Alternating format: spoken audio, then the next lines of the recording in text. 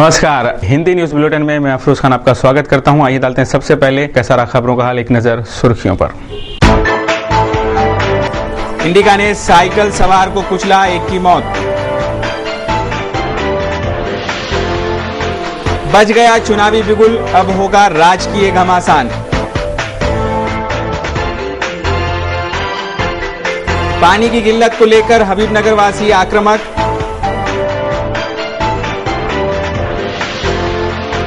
Motorcycle हादसे में एक जख्मी तो दूसरा गंभीर,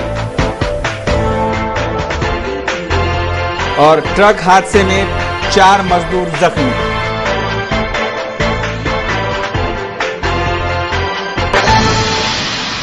न्यूज बुलेटिन के इस भाग के प्रायोजक हैं इस दिन का सबसे सुहाना पल कौन सा है, क्या कहता है घर आ जाओ। इंडिया बुल्स होम लोन्स, घर आ जाओ।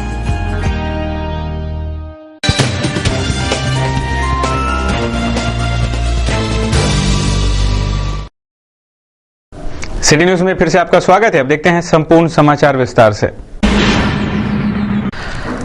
इस बुलेटिन की शुरुआत करेंगे महिलाओं के हाथ में सत्ता की कुंजी सौंपने के लिए महिलाओं को 50% आरक्षण की घोषणा के साथ ही इस घोषणा पर चर्चाएं शुरू हो चुकी है और महिलाएं राज करती भी दिखाई दे रही हैं। महिला राज की आखिर जरूरत क्या, इसके फायदे क्या, दुष्परिणाम आदि विषयों को प्राथमिकता दे रहा है सिटी चैनल का कार्यक्रम महिला राज।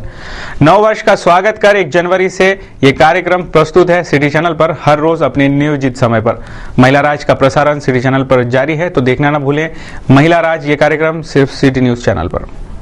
महिलाओं के 50% आरक्षण, उनकी सक्षमता, महिलाओं का राजकीय, सामाजिक, शैक्षणिक, क्रीड़ा आदि क्षेत्रों का करियर, ऐसे विभिन्न ज्वलंत मुद्दों को लेकर संयुक्तिक चर्चा का कार्यक्रम महिला राज। इसका प्रसारण सिटी न्यूज चैनल पर नियोजित समय पर जारी है। श्रृंखलाबद्ध तरीके से सिलसिलेवार हर रोज एक मान्यवर महिला का साक्षात्कार इस महिला राज कार्यक्रम से प्रसारित किया जा रहा है। इस श्रृंखला में सभी क्षेत्र की दिग्गज एवं मान्यवर महिलाओं के साक्षात्कार का समावेश है। इस श्रृंखला की अगली कड़ी में आप देखेंगे सुरेखा लुंगारे का साक्षात्कार। नाहीतर आपण नेहमीच पाहतो की नगरसेविका असते आणि त्याचे सगळे काम तिचा पती किंवा यजमान करत असतो, तर नुसत्या सही पुरत्या त्या असतात। म्हणजे अशी आपण अनेक वेळा आपल्या महानगरपालिकेत सुद्धा हे चित्र आपण बघितलेलं आहे। हे चित्र कुठेतरी बदलायला पाहिजे। इस कार्यक्रम के आगे की श्रृंखला में रश्मि नावंदर, रजिया सुल्ताना, ज्योति तोटेवार, डॉक्टर मोना चिमोटे, एडवोकेट भाग्यश्री देशपांडे, किरणताई महले और नवनीत राणा का समावेश है। महिलाओं के विभिन्न ज्वलंत विषयों पर संयुक्तिक और ज्वलंत चर्चा का कार्यक्रम महिला राज देखना ना भूलें सिर्फ सिटी न्यूज चैनल पर। यह कार्यक्रम आपको कैसा लगा? क्या आप इसमें कुछ सुधार या सुझाव देना चाहते हैं? तो आपके विचार, सुझाव सादर आमंत्रित हैं। हमारा पता है सिटी न्यूज कार्यालय, धनराज लेन, सक्कर 7, अमरावती। आप हमारे 25638333 इस नंबर पर भी संपर्क कर सकते हैं।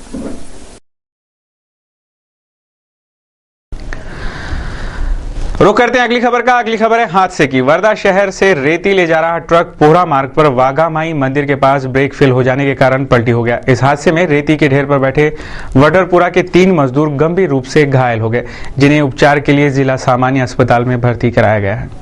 स्थानीय फ्रेजरपुरा पुलिस थाना अंतर्गत आने वाले पोहरा मार्ग स्थित वाघामाई मंदिर परिसर में MH31 W5172 क्रमांक का रेती वाहक ट्रक ब्रेक फेल होने के कारण पलटी हो गया। यह ट्रक वर्धा से रेती ले जा रहा था। इस हादसे में ट्रक के ऊपर रेती के ढेर पर बैठे 3 मजदूर बुरी तरह घायल हो गए। इस हादसे में घायल मजदूर सुरेश गणपतराव देवकर उम्र 39 साल, राजेश रूपचंद्र चौधरी उम्र 28 साल और मनोहर राव भीषण कोकाटे उम्र 28 साल, उमेश राउत उम्र 25 साल, चारों वडरपुरा के रहवासी हैं, जिन्हें उपचार के लिए जिला सामान्य अस्पताल में भर्ती कराया गया। हमारे संवाददाता सुदेश चौहान की रिपोर्ट। रुक करेंगे अगली खबर का। अगली खबर फिर है हादसे की। बुधवार की सुबह होटल में काम करने जा रहे एक साइकिल सवार व्यक्ति को अज्ञात इंडिका कार ने जोरदार धड़क दी। इस घटना में साइकिल सवार बुरी तरह से घायल हो गया, जिसकी जिला अस्पताल में इलाज के दौरान दर्दनाक मौत हो गई। लोनी पुलिस थाना अंतर्गत आने वाले हिवरा बुजुर्ग गांव के निवासी मनोज महादेवराव वैद्य उम्र 35 साल पास ही के मदापुरी स्थित एक ढाबे पर काम करते थे। बुधवार की सुबह नियमित रूप से वह अपने काम पर जाते हुए साइकिल पर सवार मनोज वैद्य को किसी अज्ञात इंडिका ने नागजिरी फाटे के पास जोरों से धड़क दे मारी। इस हादसे में मनोज वैद्य गंभीर रूप से घायल हो गए, जिन्हें इलाज के लिए गंभीर हालत में जिला सामान्य अस्पताल लाया गया, जहां इलाज के दौरान मनोज वैद्य की दर्दनाक मौत हो गई। इस मामले में लोनी पुलिस ने अपराध दर्ज कर आगे की जांच जारी की है।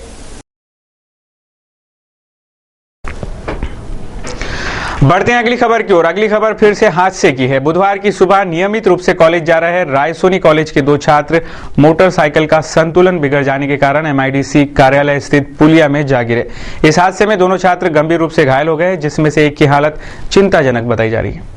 स्थानीय शंकरनगर निवासी तथा रायसोनी इंजीनियरिंग कॉलेज के छात्र अविराज काड़े तथा अनिकेत सुरेश यादव अपनी MS-27 AE 4986 क्रमांक की पल्सर से नियमित रूप से कॉलेज जा रहे थे।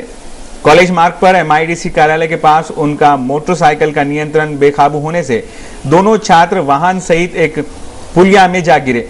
इस हादसे में दोनों छात्र गंभीर रूप से घायल हुए, जिन्हें उपचार के लिए जिला सामान्य अस्पताल और बाद में किसी निजी अस्पताल में भर्ती कराया गया। इस हादसे में घायल एक की प्रकृति चिंताजनक बताई जा रही है। इस घटना से रायसोनी कॉलेज में खलबली मच गई। हमारे संवाददाता सुदेश चौहान की रिपोर्ट। अब रुक करेंगे अगली खबर का। अगली खबर है वलगांव रोड से। वलगांव रोड स्थित नमक कारखाने के पास के नाले का एक काम जारी रहते समय इस परिसर को पीने के पानी का सप्लाई करने वाली पाइपलाइन फूट जाने से पानी की किल्लत का सामना परिसर वासियों को करना पड़ा, जिसके कारण वो काफी आक्रामक हो गए थे। ये पाइपलाइन तुरंत सुधारने का आश्वासन भी संबंधित विभाग ने दिया है। वलगांव रोड नमक कारखाने के पास वाले नाले का पुलिया ठीक करने का कार्य पिछले 2 दिनों से जारी था, पर इस काम के वक्त महाराष्ट्र जीवन प्राधिकरण के पाइपलाइन फूट जाने से इस परिसर का पानी बंद हो गया। पीने के पानी की समस्या खड़ी हो जाने से परिसरवासी आक्रामक भूमिका में अपनी समस्या बयां कर रहे थे। कर्मचारियों की गलती से ही ये पाइपलाइन फूटी है, उसे तुरंत सुधारा जाए, ऐसी मांग इस वक्त की गई। और ये प्लांट जो है फिल्टर प्लांट का है। फिल्टर प्लांट में इसने पाइपलाइन की पानी के लाइन की इसकी कोई जोड़ तोड़ नहीं मिलता। और 2 रोज से जब नल बंद थे तो मैं अपने खान साहब के पास ही गया भाई सुबह आज कि भाई 2 रोज से लाइन बंद है और आपने इसका प्रोग्रेस क्या करे 2 रोज में। और इसने ठेकेदार ने आपको कंप्लेन दिया क्या कि हमारी पाइपलाइन कट होगी करके। तो बोले नहीं टोंडी बोला। जब टोंडी बोला तो मैंने बोला भाई फिर आपने इस पर कार्रवाई क्या करे। तो बोले कुछ ही नहीं करे। हाँ कार्रवाई कुछ ही नहीं करे बोले। तो उसके बाद में 2 रोज मैंने बोला नल बंद रह गए तो आप अभी तक क्या सो रहे थे क्या।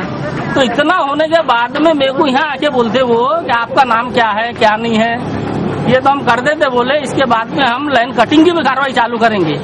तो मैंने बोला भाई ये तो बहुत अच्छी चैलेंज की बात है। अगर ऐसा है तो ये बड़ा साहब की जो तुम्हारा है, बड़े साहब ने जो ऐसा तुम्हारे को बोला उसके आदेश से बोले ना आपने। तो ये काम जरूरी था। पीने के पानी की पाइपलाइन गलती से फूटी है, उसे दुरुस्त करेंगे, ऐसा पक्ष भी रखा गया। तो थकित बिल जिनके हैं हाँ। उनके एरिया में जाके उनको समझा के कि भाई निर्भय योजना अभी चालू है, निर्भय योजना का लाभ ले लो।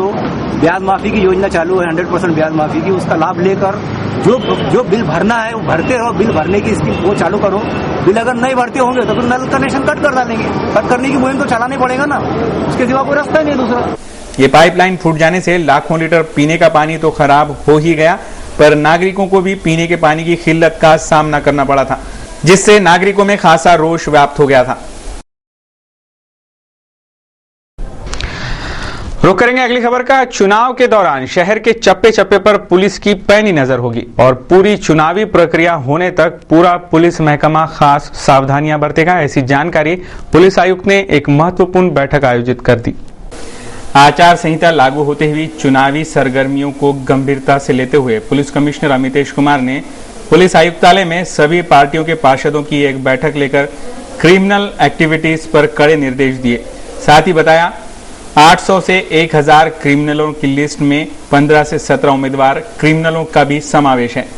18 से 20 अवैध व्यवसाय करने वाले राजनीति लोग, इसी तरह दादागिरी करने वाले टॉप 20 में भी 5 ग्रुप बनाए गए, जिसमें 1000 लोगों का समावेश किया गया है। लेकिन अगर किसी के ऊपर मर्डर का या रॉबरी का गुना दाखिल है और उसके ऊपर कोई तकरार आता है, तो उसमें अगर थोड़ा 1% भी तथ्य होता है तो हम उसको 99% तथ्य मान के चलते हैं। उद्देश्य एक ही है कि जो गुनहगार व्यक्ति का है वो खुद उसको संभल के रहना चाहिए, पंगा किसी और से नहीं लेना चाहिए। अगर वो गुनहगार व्यक्ति का है तो वो तैयार रहे कार्रवाई के लिए। मेरी भूमिका बहुत स्पष्ट है। अगर बाबादीन मटका चलाते रहा है और बाबादीन की अगर तकरार आती है विरुद्ध, तो मैं मान के चलिए कि उसके ऊपर अगर छोटी सी तकरार आती है तो हो सकता है कार्रवाई ज्यादा भी हो। अब वो हमारी क्लियर भूमिका है कि भाई अगर आप दूध से धुले हुए नहीं है तो आप तैयार रहिए कार्रवाई के लिए। इसी दौरान पुलिस कमिश्नर ने सभी राजनेताओं से शांतिपूर्ण चुनाव निपटाने की अपील की है। साथ ही निर्देश दिए कि राजनीतिक पार्टियों को सभा लेने से पूर्व मिनट टू मिनट की अनुमति लेनी होगी।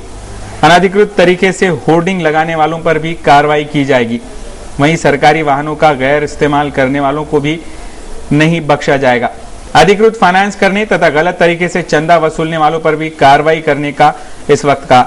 इतना ही नहीं तो ये भी बताया कि जिस किसी पुलिसकर्मी के रिश्तेदार चुनाव में खड़े रहेंगे, उस पुलिसकर्मी की ड्यूटी में फेरबदल कर चुनावी सरगर्मियों से दूर रखा जाएगा।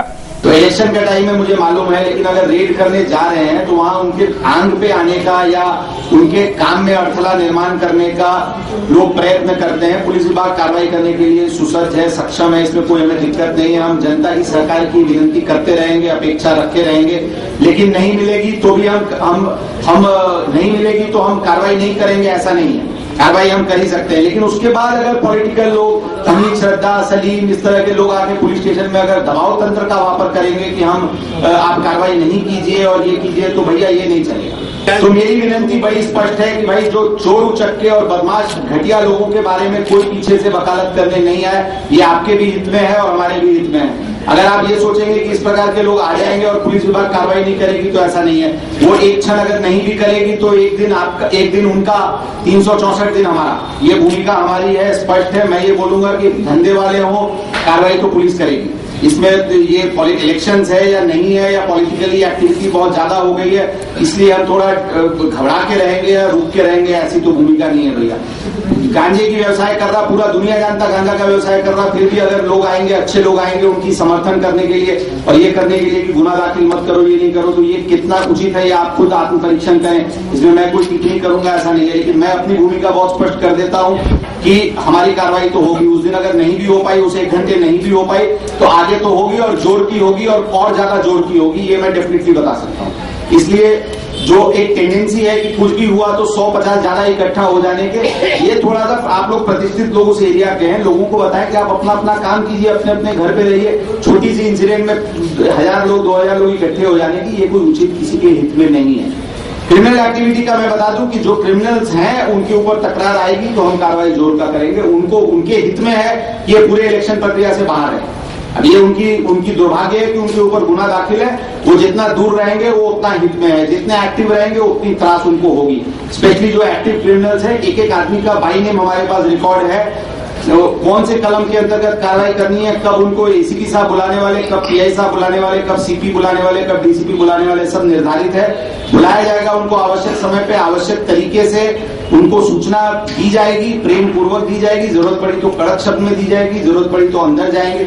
लेकिन उद्देश्य सिर्फ एक ही है कि फ्री फेयर इलेक्शन होनी चाहिए, स्मूथ कंडक्ट इलेक्शन की होनी चाहिए। जो लोग की भी क्रिमिनल एक्टिविटी है वो क्रिमिनल एक्टिविटी बाजू में रख करके फिर अपनी आगे की काम करें, यही हमारा इशू है। विशेष तौर पे जिस तरह से राजनीतिक पार्टी में जिस तरह की डिस्प्यूट कुछ समय हुई है पिछले मई जून के दरमियान में जो हुई है घटना, उसको ध्यान में रख के कोई बहुत ऑप्टिमिस्टिक स्थिति तो शहर का नहीं है, लेकिन हमें विश्वास है कि आप लोग और हम लोग मिलकर कम से कम इस इलेक्शन के दरमियान में कुछ होने नहीं देंगे।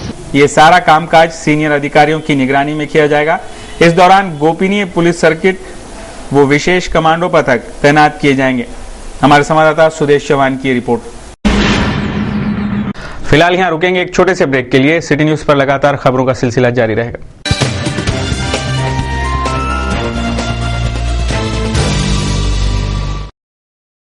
बेटा चहा झाला का? आई भूक लागली. माझा टिफिन. हो देते. आज चहा नाश्ता काही मिळणार नाही. गॅस संपलाय. अरे देवा, यावर काही उपाय आहे का? आहे ना, VSTV ची induction easy cooking machine. Gas पेक्षा स्वस्त व सुरक्षित स्वयंपाक बनवते चुटकीत. ज्योतिविरहित असल्यामुळे आग, धूर व शॉक लागायची मुळीच भीती नाही. भांडी काढून घेतल्यास मशीन आपोआप बंद होते. व्होल्टेज कमी जास्त झाल्यास मशीनला काहीच नुकसान होत नाही. ही सुविधा फक्त VSTV ची इंडक्शन इझी कुकिंग मशीनच देते. गॅसची आता गरजच नाही, कारण VSTV ची इंडक्शन इझी कुकिंग मशीन आहे ना. सर्व्हिस सेंटर संपूर्ण महाराष्ट्रात उपलब्ध. VSTV चा लोगो बघूनच विकत घ्या.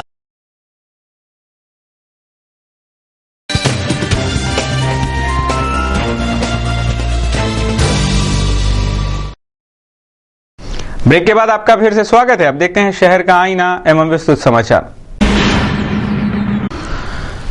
रुक करेंगे अगली खबर का। अगली खबर है चुनावी महासंग्राम की। राज्य चुनाव आयोग द्वारा राज्य की 10 महानगर पालिकाओं सहित 27 जिला परिषद के चुनावों की आचार संहिता मंगलवार 3 जनवरी से लागू कर दी गई। नतीजन मनपा और जिला परिषद के तमाम राजनीतिक नेतागण पाबंदियों में जकड़े गए हैं। नेताओं के सरकारी वाहन, उनके सेल फोन, लैपटॉप, सरकारी निवास आदि सुविधाएं बंद कर दी गई है। चुनाव संपन्न होने तक कोई भी नेता किसी भी उद्घाटन या लोकार्पण समारोह में शिरकत नहीं कर सकता।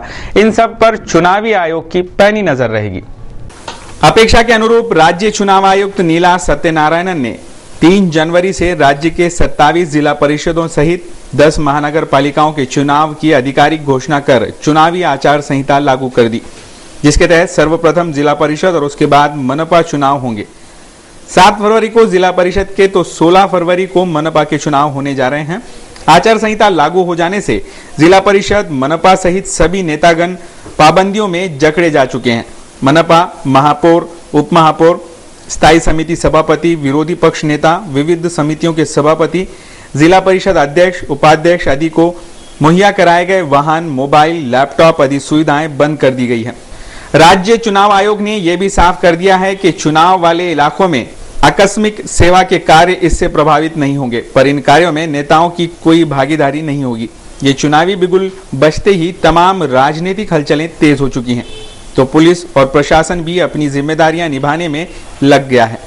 शहर के आपराधिक तत्वों को तड़ीपारी, लाइसेंसी हथियारों की जांच, आचार संहिता का उल्लंघन करने वालों पर कानूनी कार्रवाई कर चुनावी प्रक्रिया पूरी हो जाने तक शहर में शांति कायम रखने की भूमिका पुलिस की होगी, ऐसा पुलिस आयुक्त ने साफ कर दिया है। तो पूरी चुनावी प्रक्रिया नियोजित कार्यक्रम अनुसार होगी, ऐसी जानकारी चुनाव अधिकारी दे रहे हैं। चुनावी माहौल पूरी तरह से गर्माते भी नजर आ रहा है। आचार संहिता के अमल में आते ही अमरावती, मनपा और जिले के विविध ग्रामीण इलाकों में स्थित सरकारी रेस्ट हाउस, सर्किट हाउस और विश्राम गृहों के उपयोगों पर भी पाबंदियां लागू हो गई है। सार्वजनिक लोक निर्माण विभाग, जिला परिषद, महाराष्ट्र जीवन प्राधिकरण और वन विभाग सहित अन्य महकमों के विश्राम गृहों का आरक्षण और उपयोग कोई भी राजनीतिक दल अथवा नेता नहीं कर सकेंगे। ये चुनावी बिगुल बजने से अब राजनीतिक घमासान पर नजरें लगी है। चुनावी समीक्षा के लिए ब्यूरो रिपोर्ट, सिटी न्यूज।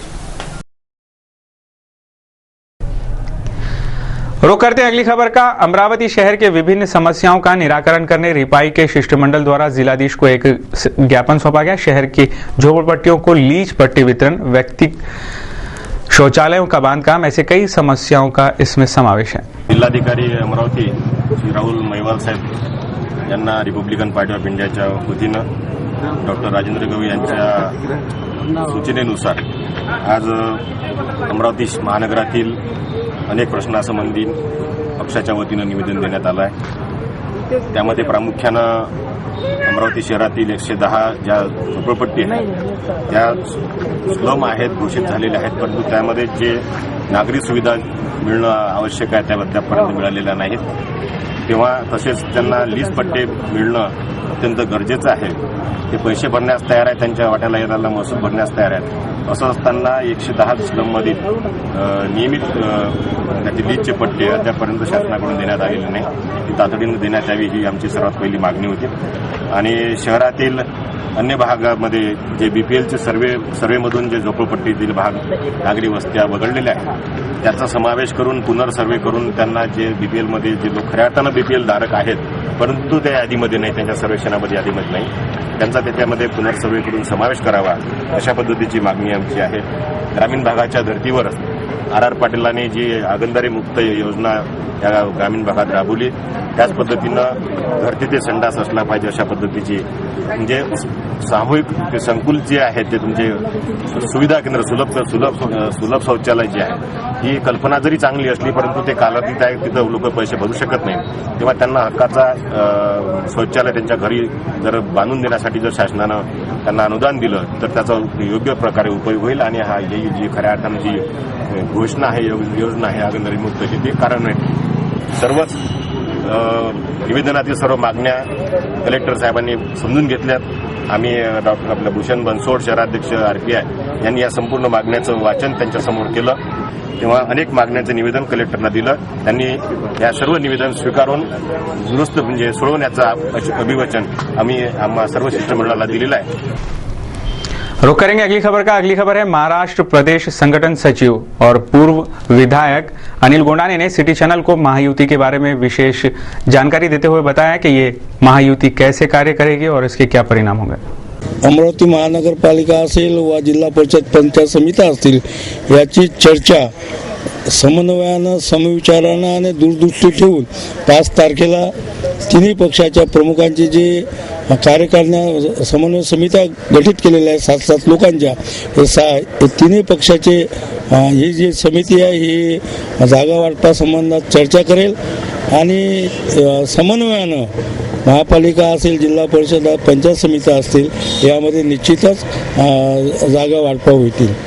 स्थानिक गटांनीच बरीचशी नगरपालिका निवडणुकांमध्ये बाजी मारलेली आपण पाहिलं. बऱ्याच ठिकाणी आघाडीनं किंवा सेनेनं किंवा भारतीय जनता पक्षानं बऱ्याचशा ठिकाणी आपल्याला तेवढं दिसलं नाही. तर या संदर्भात विचार करून ही घोषणा झाली असेल का असं वाटतं का आपल्याला? निश्चितच कारण समन्वयाचा अभाव नगरपालिकेमध्ये आणि स्थानिक नेत्यांच्या बळेजावपणामुळे आम्ही आमची जागा एवढ्या आहेत आम्ही सोडणार नाही अशा प्रकारचा जो बळेजावपणा त्यांच्या याच्यामध्ये आल्यामुळे नगर परिषदेमध्ये आपल्याला पराभव पत्करायला यश मिळालं नाही आणि म्हणूनच महानगरपालिका असतील, जिल्हा परिषदा असतील आणि पंचायत समित्यामध्ये हा दृष्टिकोन समोर ठेवूनच ही महायुती करण्यात आलेली आहे आणि समन्वयानं जागा वाटप होणार आहे.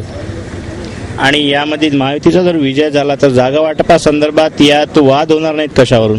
नाही, जागेचा वाद नाही. जागा तर आता आपण बैठकामध्ये वाटून घेणार आहोत. ज्यांचे ज्याप्रमाणे ताकद आहे, शक्ती आहे, त्या प्रभागामध्ये त्या पद्धतीने आपण जागा वाटप करून घेणार आहोत आणि वरिष्ठ जे ठरवणार आहेत किंवा महापौर कुणाचा असेल, उपमहापौर कुणाचा असेल, जिल्हा परिषद अध्यक्ष कुणाचा असेल, या प्रत्येक स्थानाचं एक वेगवेगळं महत्व आहे. दराराही तेवढाच आहे कमी जास्त प्रमाणात. तर यासाठी काही मतभेद होणार नाही का असं वाटत नाही का आपल्याला? आता जे मुंबईमध्ये बैठका सुरू आहेत तिन्ही पक्षाच्या, शिवसेना, भारतीय जनता पक्षानं आमच्या आठवले गटाची 6 तारखेला मुंबईमध्ये बैठक आहे. आम्ही जे प्रस्ताव जागेच्या मागणीचे प्रस्ताव त्यांच्या समोर ठेवून आणि मग ते समन्वयानं कोणत्या महानगरपालिका कुठली ताकद, समजा आता अमरावतीमध्ये आमच्या 10 जागा निवडून आल्यात RPI आठवले गटाच्या, तर कोणत्या वर्षी कुठले पद द्यायचे, स्थायी समिती कधी द्यायची, महापौर कधी द्यायचा, उपमहापौर कधी द्यायचा, अशा प्रभागाने ते निश्चित ठरवतील वरिष्ठ. आता या स्थानिक स्वराज्य संस्थांच्या निवडणुकामध्ये महायुतीचा कितपत शक्यता आहे आणि यासाठी महायुतीची काय रणनीती आहे स्थानिक स्तरावर असं आपल्याला सांगता येईल? नाही, रणनीती ही ठरलेली आहे की नगरपालिकांमध्ये जे आम्हाला अपयश मिळालं त्याचे दूरदृष्टी ठेवून अशा पद्धतीने 2 पावलं जरी मागं जाता आलं तरी ही महायुती कायम ठेवून सत्तेमध्ये सत्ता ही प्राप्त करायची याच उद्देशानं ही महायुती करण्यात आलेली आहे. आणि महायुती सगळ्यात जास्त सक्सेसफुल कुठे आहेत? राज्य स्तरावर, स्थानिक स्तरावर की राष्ट्रीय स्तरावर? काय वाटतं आपल्याला? आता राज्य स्तरावर निश्चितच महायुतीला यश मिळणार आहे कारण तशा पद्धतीची मोर्चे बांधणी सुरू झालेली आहे आणि मी आधी सांगितल्याप्रमाणे नगरपालिकांमध्ये जे अपयश या महायुतीला आलं त्याचा हिशोब ठेवून पुढे आपण चाललेलो आहोत आणि म्हणून महायुतीला निश्चितच महानगरपालिका यश मिळेल. रुक करते हैं अगली खबर का। अगली खबर है अंध लिपि का आविष्कार करने वाले ख्रिस्तवासी लुई ब्रेल इनकी 203वीं पुण्यतिथि पर स्थानीय नरेंद्र भिवापुरकर अंध विद्यालय बिच्छू टेकड़ी में वार्षिक स्नेह सम्मेलन का उद्घाटन आज संपन्न हुआ। स्वतंत्रता पूर्व काल में ख्रिस्ती धर्म का प्रचार प्रसार कर लोगों को ईश्वर के प्रति निष्ठा, मैत्री, करुणा, शांति का संदेश देने वाले तथा अंधों के लिए ब्रेन लिपि का आविष्कार करने वाले ख्रिस्तवासी लुई ब्रेन इनकी 203वीं जयंती दिन के उपलक्ष्य में स्थानीय बिच्छू टेकड़ी स्थित डॉक्टर नरेंद्र भिवापुरकर अंध विद्यालय में 3 दिवसीय वार्षिक स्नेह सम्मेलन का आयोजन किया गया। बुधवार को प्रशासकीय तथा सामाजिक क्षेत्र के गणमान्य व्यक्तियों द्वारा स्नेह सम्मेलन का उद्घाटन हुआ। इस स्नेह सम्मेलन की शुरुआत दीप प्रज्वलन कर तथा ख्रिस्तवासी लुई ब्रेन इनके प्रतिमा को अभिवादन कर की गई। अंध विद्यालय के प्रांगण में आयोजित इस स्नेह सम्मेलन में अंध छात्रों ने विभिन्न कार्यक्रम प्रस्तुत किए। इस स्नेह सम्मेलन में नृत्य, गायन, वादन, नाटिका, भावगीत आदि सांस्कृतिक कला गुणों का मिलाप देखने को मिला। दिनांक 4, 5, 6 जनवरी तक जारी इस स्नेह सम्मेलन के अवसर पर V Bhojane, SG Raghote, Mukesh Gannatre, doctor Govind Kasat, doctor Gunwant Dahane आदि मान्यवरों सहित डॉक्टर नरेंद्र भिवापुरकर अंध विद्यालय के सदस्य तथा मुख्याध्यापिका, शिक्षकगण, कर्मचारीगण, विद्यार्थी वर्ग तथा पालक वर्ग प्रमुखता से उपस्थित थे।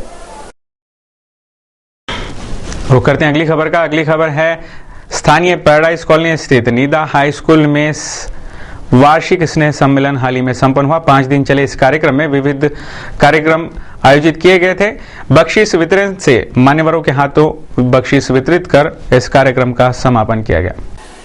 नीदा उर्दू हाई स्कूल का वार्षिक स्नेह मिलन समारोह हाल ही में संपन्न हुआ।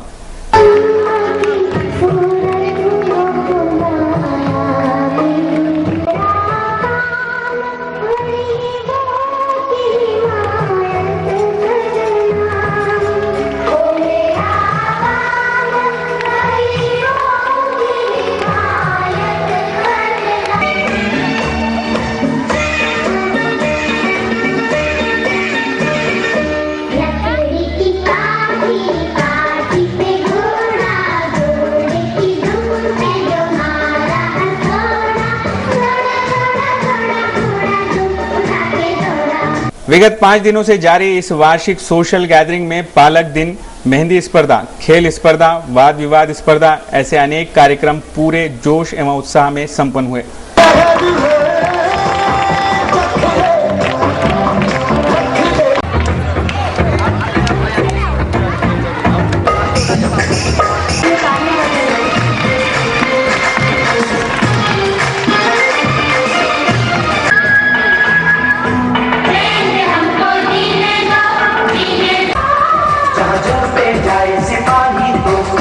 इस स्नेह सम्मेलन का बख्शीश वितरण समारोह से समापन किया गया। नवेद अख्तर, अनवर हुसैन के हस्ते विजेताओं को बख्शीश वितरित किए गए। नीदा हाई स्कूल के प्राचार्य, सूफी मजहर, शिक्षकगण, छात्र छात्राएं आदि इस वक्त प्रमुखता से उपस्थित थे।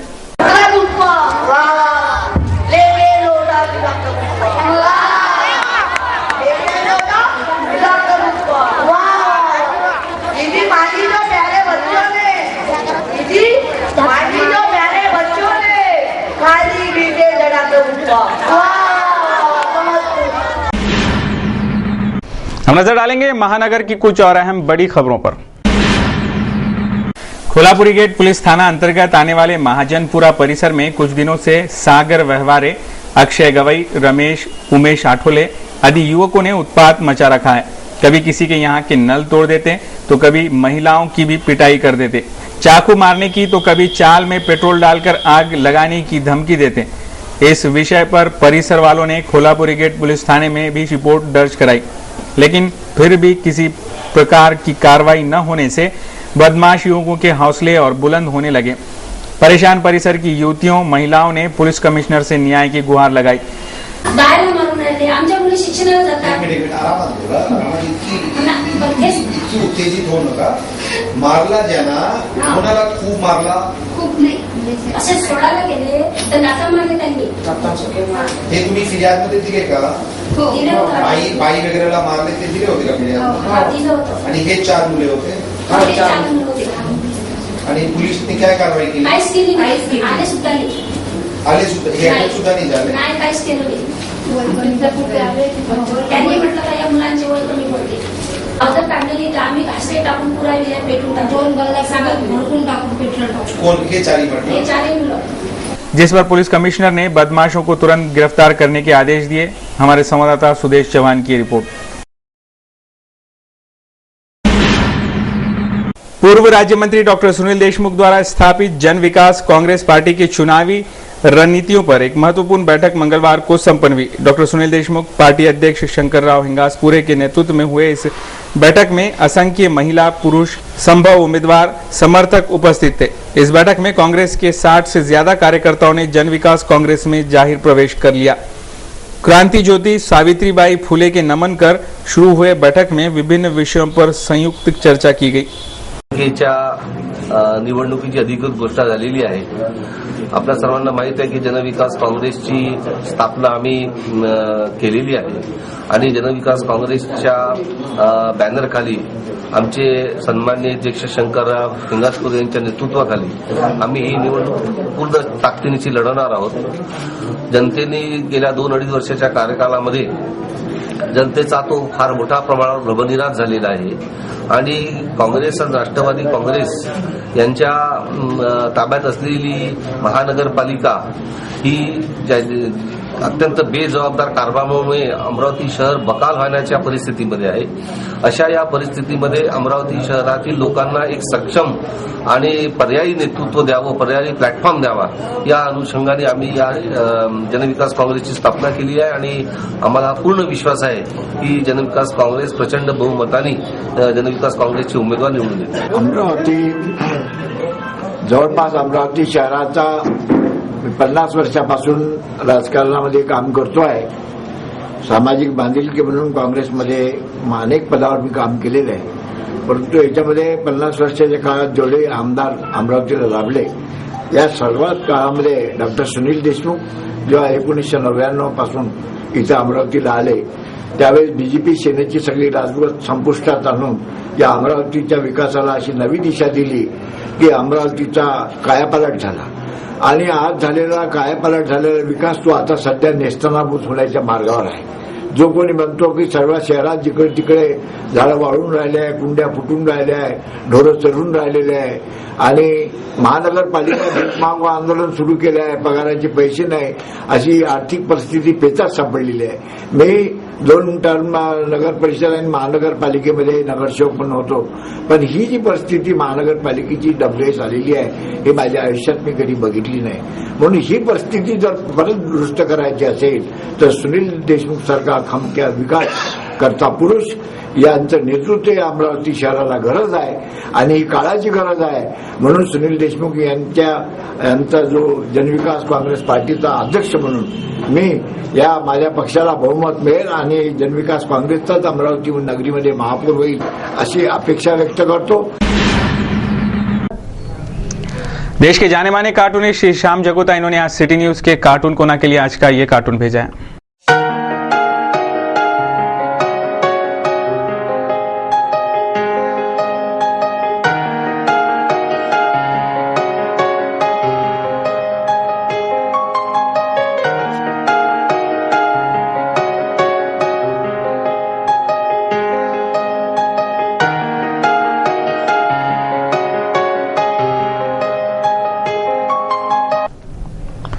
कैसा रहा आज दिन भर मौसम का हाल, एक नजर शहर के मौसम पर। बुधवार को शहर का अधिकतम तापमान 30 डिग्री सेल्सियस आंका गया, जबकि न्यूनतम तापमान 18 डिग्री सेल्सियस रहा। शहर का आसमान हल्की फुल्के बादलों से घिरा रहा। शहर की ह्यूमिडिटी का परसेंटेज बुधवार को 58% आंका गया, जबकि गुरुवार को शहर के तापमान में कोई बदलाव न होने के संकेत मौसम विभाग दे रहा है, यानी अधिकतम तापमान 30 डिग्री सेल्सियस और न्यूनतम तापमान 18 डिग्री सेल्सियस, जबकि आसमान साफ रहने के संकेत मौसम विभाग जता रहा है। तो ये थे अब तक के समाचार। एक बार फिर से नजर डालेंगे आज की हेडलाइंस पर। इंडिका ने साइकिल सवार को कुचला, एक की मौत। बच गया चुनावी बिगुल, अब होगा राजकीय घमासान। पानी की किल्लत को लेकर हबीबनगर वासी आक्रामक।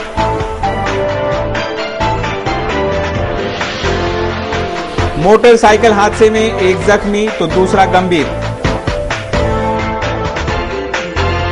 और ट्रक हादसे में 4 मजदूर जख्मी।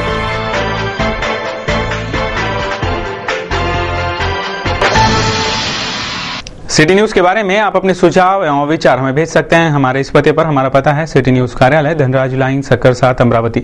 हमारा फोन नंबर है 25633833।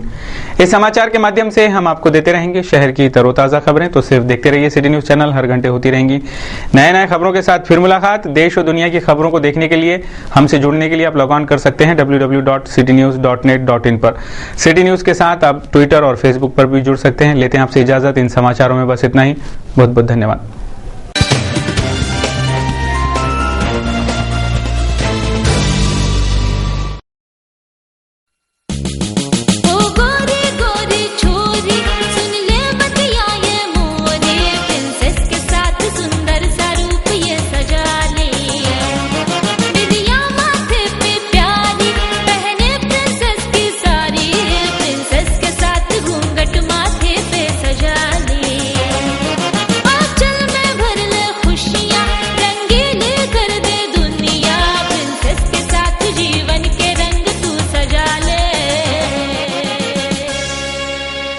शादी की खुशियां मनाइए प्रिंसेस के संग। डिजाइनर शालू, साड़ी, घाघरा ओढ़नी, Paithani, dress material, coat suit, sherwani, जोधपुरी, सारे सपने सजाए प्रिंसेस।